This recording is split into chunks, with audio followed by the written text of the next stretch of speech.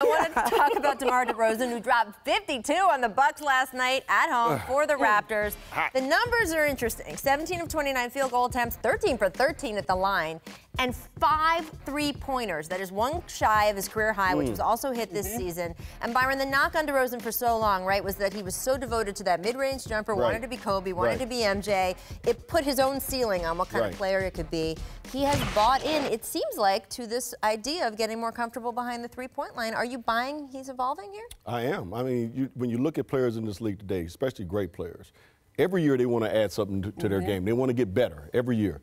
And, you know, DeRozan didn't do that for the past 4 or 5 seasons. And this season, all of a sudden you see this guy shooting threes, not only, you know, 4 or 5, he's shooting 10. You know, I mean, he's doubled his output from last year. We were shooting about 1.7 a game to a little over 3 a game now.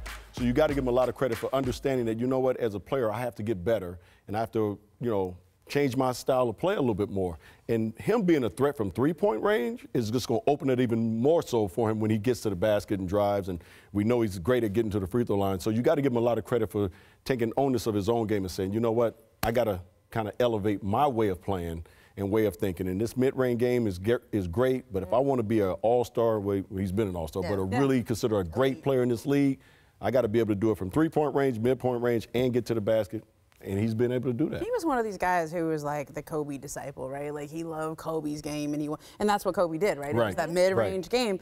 And he finally just kind of looked around the rest of the league and said, okay, look, what we've been doing has been topping out in the Eastern Conference Finals. Like they're not going to go anywhere beyond that. They've been lucky. And by the way, I'm not sure he looked around. I think Masai Ujiri looked around for the entire team and really forced them to change their style. But I will give DeMar and Kyle a lot of credit for buying in. You're talking about guys who put up good individual numbers for season after season and earn them big contracts. And they had their coach and GM come to them and say, we have to change the pace, the way we play, everything.